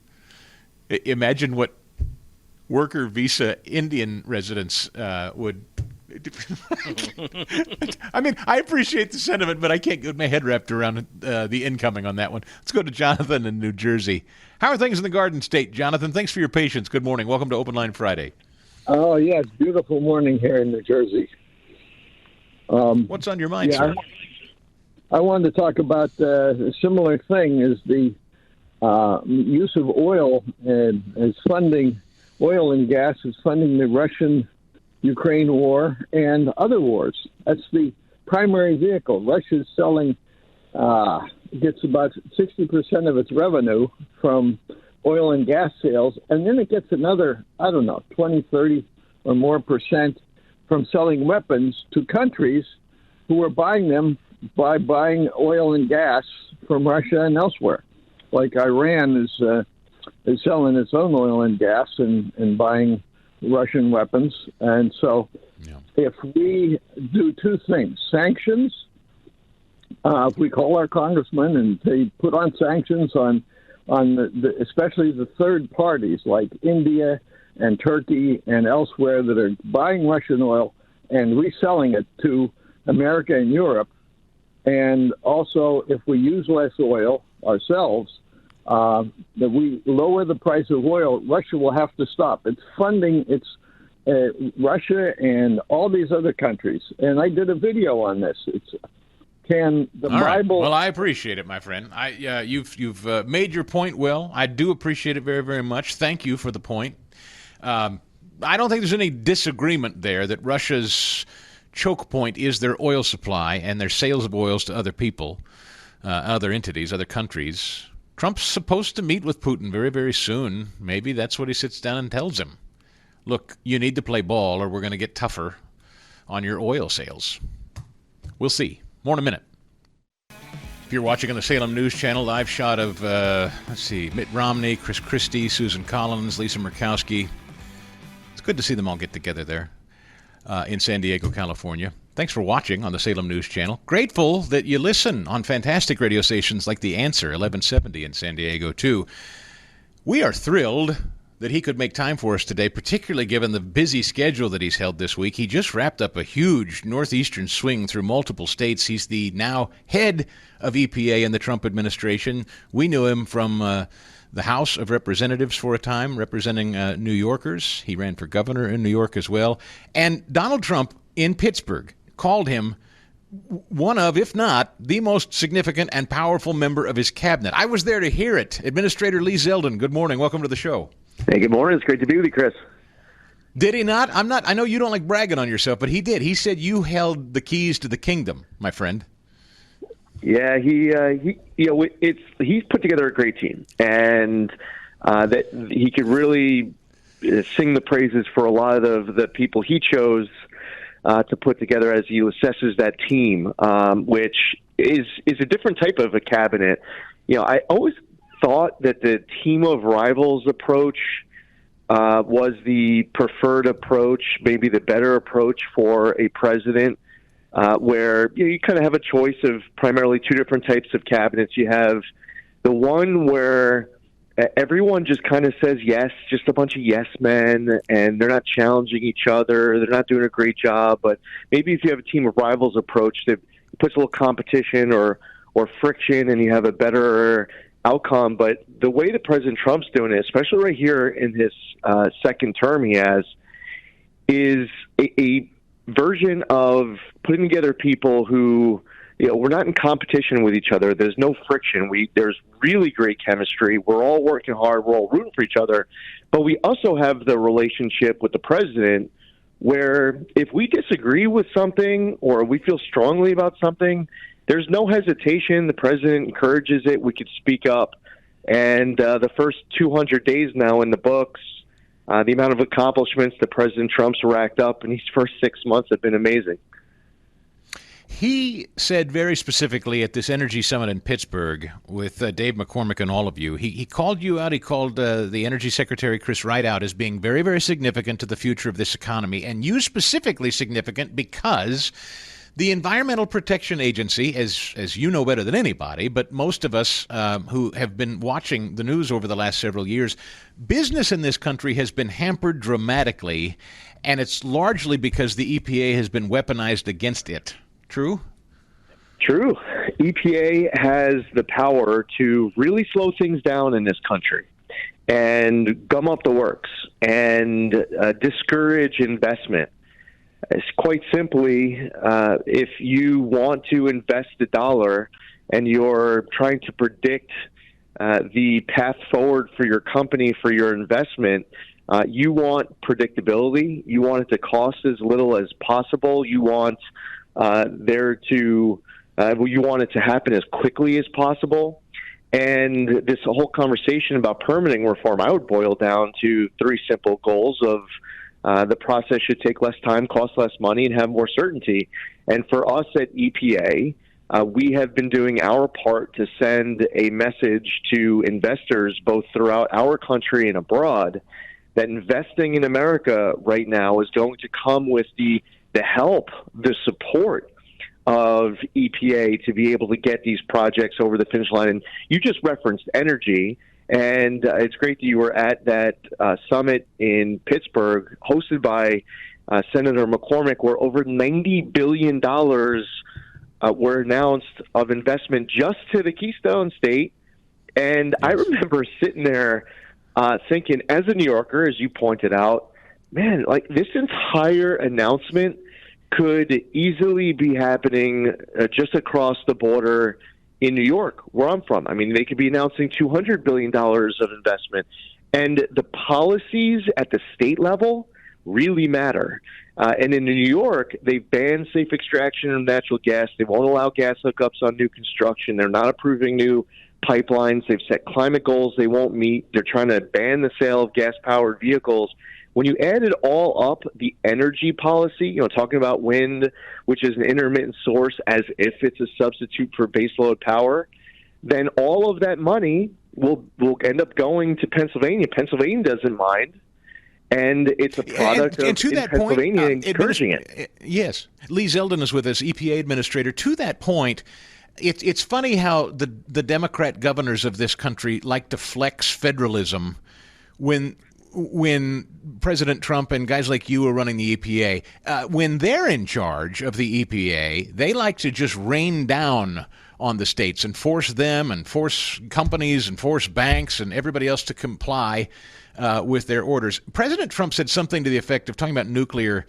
They said he kind of alluded to you're fast-tracking a lot of permitting, but it might take a little longer for nuclear power. And I'm just curious, broadly speaking, as EPA Administrator, what can you do and what can't you do? And what are you up against in terms of green-lighting new projects? Well, number one right there, permitting, saying yes, being able to get out of the way. We are capable of really slowing things down. We're also capable of really speeding things up on the permitting. On the siting, in some cases, these projects will go at the location of a brownfield site or a Superfund site. And you just referenced a key word important to conservatives, federalism. At the Trump EPA, it's a key pillar to advance cooperative federalism. And, to your point about when Democrats are in charge and when they're not, how different it is, I would say you have no idea, but you do. And you're a smart guy. That's why you made the point. When the Biden EPA was in, they had something, might sound good, they called it the good neighbor rule. Over the Supreme Court didn't agree it was a good idea, where they were overturning state implementation plans, denying state implementation plans to instead have one-size-fits-all federal implementation plans. As if they know best. They weren't advancing cooperative federalism. They were reversing cooperative federalism. So that is also a piece. So permitting, citing, as well as working with these states and local municipalities to get the projects through. May I ask you a couple of questions my listeners have passed on, and they wanted me to ask you because I didn't have the answers I knew you would.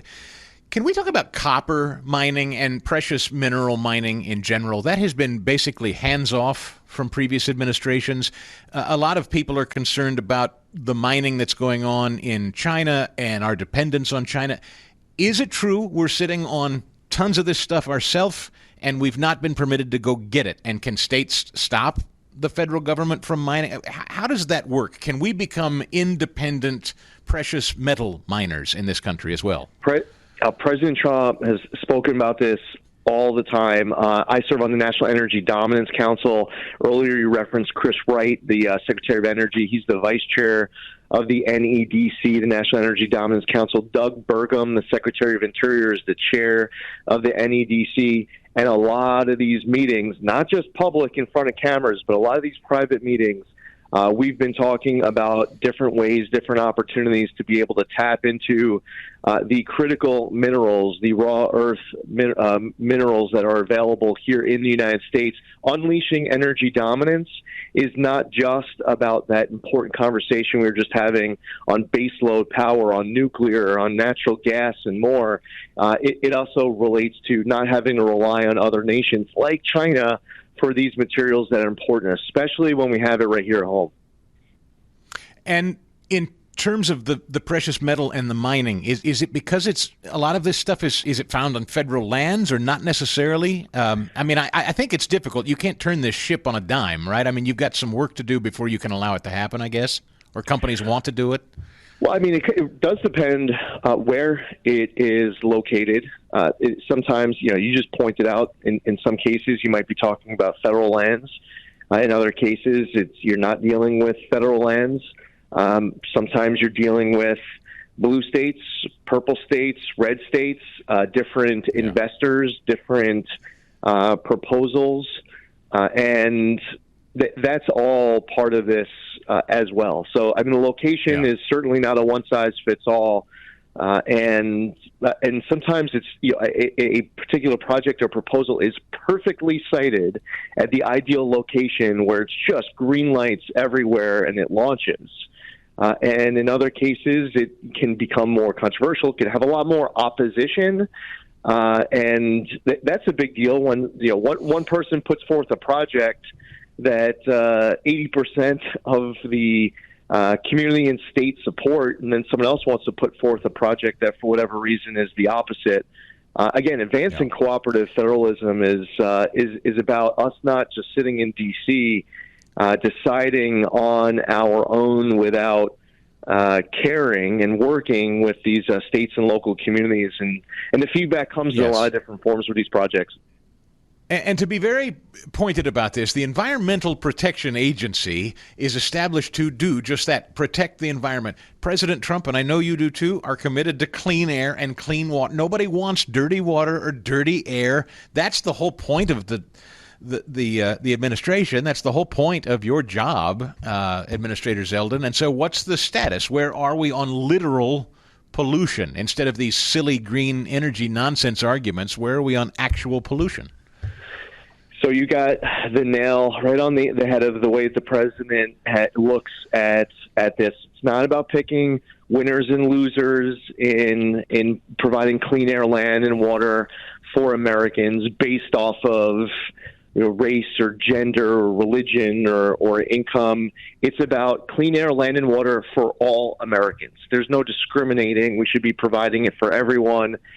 Everywhere across this entire country. The core mission of EPA is protecting human health and the environment.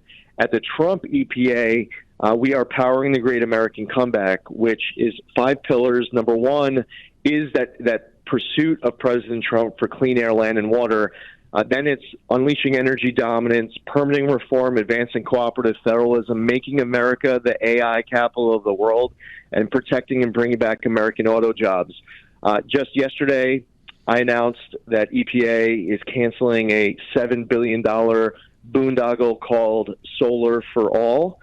In the One Big Beautiful Bill, the program was rescinded. And before we made yesterday's announcement, I at EPA had already canceled $22 billion worth of grants. It is incumbent upon me as the head of an agency to be an exceptional steward of tax dollars. And the Biden EPA had so much money coming to it, they didn't know what to do with it. They couldn't even spend it on their own. They were pushing it out to give to others with reduced agency oversight, where they would end up giving it to unqualified recipients. There was all sorts of self-dealing and conflicts of interest. And we're not here saying we want to take $1 from a left-wing activist NGO and give it to a right-wing activist NGO.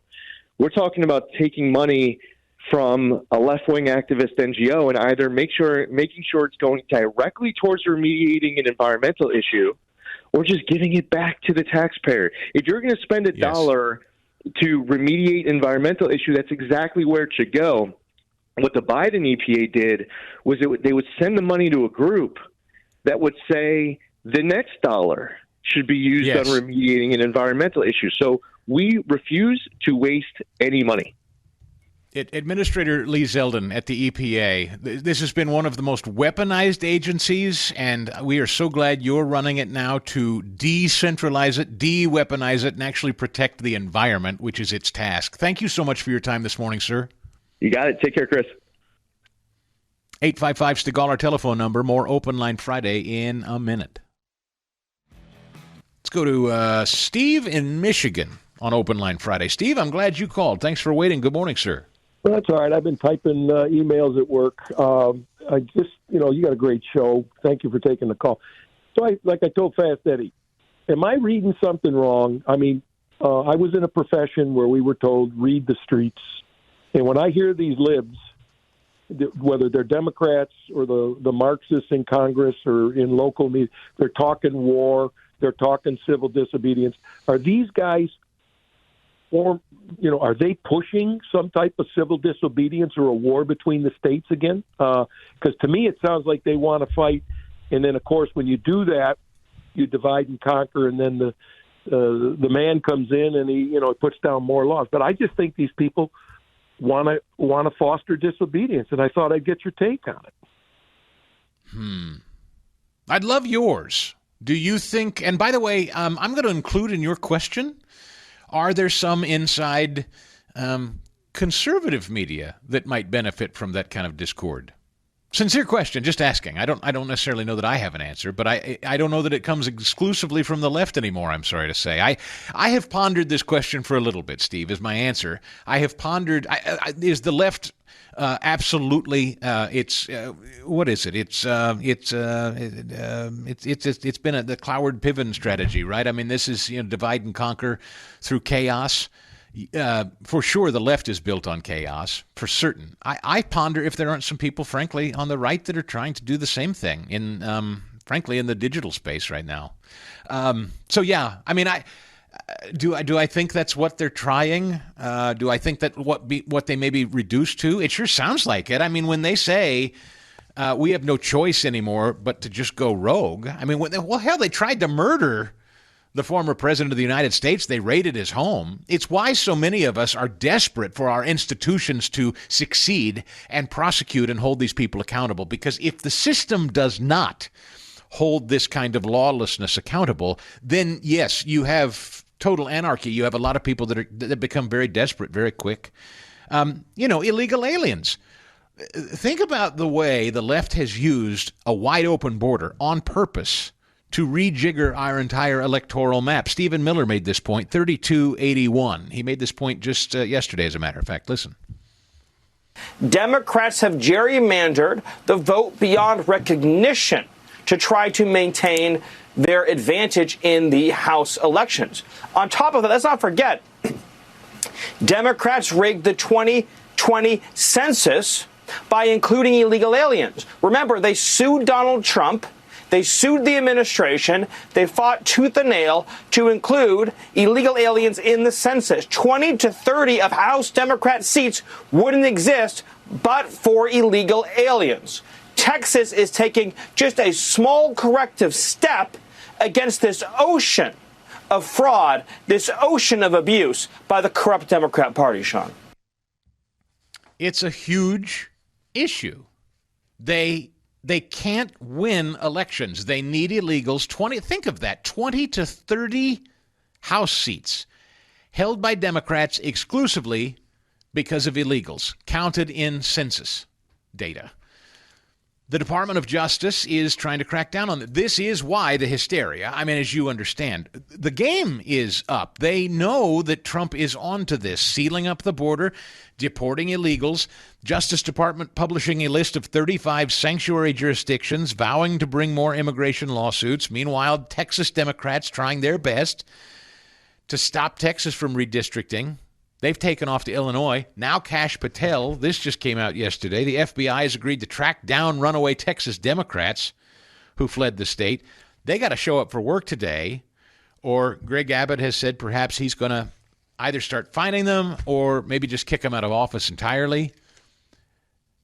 Yeah, it's ugly. It's getting ugly. Culturally, the pushback is real, and it's winning. I think we are winning the culture war right now. I think people's faith, I think people returning to the faith, I think people returning to church, young people returning to church is a good thing. I think homeschooling is on the rise, Christian school is on the rise, indoctrination factories of public school are being frittered away. Trump is trying to slay this beast before total, civil insurrection. And they are fighting for their lives. They're in terror that Trump is on the march. But we have to do our part in the midterms next year and continue to back him and back their efforts. I hope you have a great weekend. We'll see you Monday right here. So that's a wrap for another Chris Stigall Show podcast. Thanks for committing to it, listening to it all the way through. You're a fighter. I like that about you. Hope you'll leave it a 5-star review and a written review. Apple Podcasts, Spotify. We'll see you next time here on the Chris Stigall Show podcast. The Chris Stigall Show podcast.